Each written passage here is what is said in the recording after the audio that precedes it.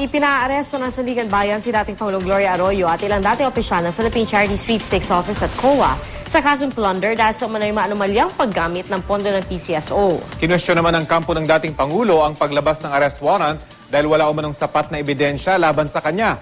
May ulat on the spot si Maki Pulido. Maki?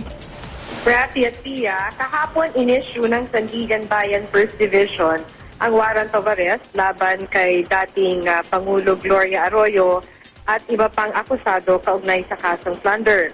Co-accused ni Arroyo sina Sergio Valencia, ang dating chairperson ng PCSO Board of Directors, Rosario Oriarte, dating PCSO Vice Chair at General Manager, at mga dating PCSO Board of Directors na sina Manuel Morato, Jose Taruc, Raimundo Roquero at Fatima Valdez.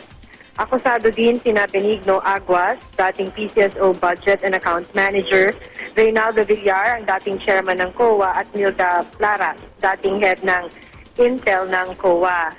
Nilagdaan ni Efren de la Cruz, ang chairperson ng First Division ng Sandigan Bayan, ang nasabing arrest warrant, at dahil nga ito'y plunder, nangangahulugan na ito'y walang piyansa. Kanina, nag-oral motion kaninang umaga ang abogado ni Arroyo na si Anacleto Diaz para suspindihin at i-recall daw ang warrant of arrest. Wala naman daw kasing sapat na ebidensya para iugnay si Arroyo sa di umano'y maanumalyang paggamit ng pondo ng PCSO. Umaaso si Diaz na hindi mo naaarestuhin ang kanyang kliyente habang nire-resolba ng korte ang kanyang motion. Pakinggan natin ang ilang bahagi ng naging pahayag kanina ni Anacleto Diaz. Nag-file naman kami ng inaakala naming exhaustive motion for judicial determination of probable cause. Ang inakala namin is i-determine ng husgado yun with more time and more study, considering that this is a non-bailable offense. Sabi nga ng husgado in open court, all right, we will consider your motion for reconsideration submitted for resolution. Maki? Ayan, Pia. Kanina, kinakausap natin yung ibang mga taga rito sa Sandigan Bayan at ang pagkakapaliwanag nga sa atin ay bagamat meron nga oral motion ang abogado ni Gloria Arroyo na i-recall o suspindihin ang pagpapatupad itong warrant of arrest, ay hindi naman daw ganun kadali yun dahil na-issue na nga itong warrant of arrest. Katunayan, hawak na, ang kopya ng warrant of arrest ay hawak na ng sheriff ng Sandigan Bayan, hawak na rin ng ibang mga law enforcement agencies katulad ng PNP, CIDG at ng mga pulis dito nga sa Camp Karingal. At para mabawi ang ganitong na issue o na-release na warrant of arrest ay kailangan ng isang recall order mula ulit dito sa First Division ng Sandigan Bayan. So in any case, yan naman ay ating lilinawin kaya hinihintay natin ang Clerk of Court ng Sandigan Bayan First Division para nga malinaw ang status tungkol dyan. Yeah? Pero Maki, kumbaga sa ngayon, hindi pa naihahain o nasa-serve no, yung warrant of arrest kay dating Pangulong Arroyo.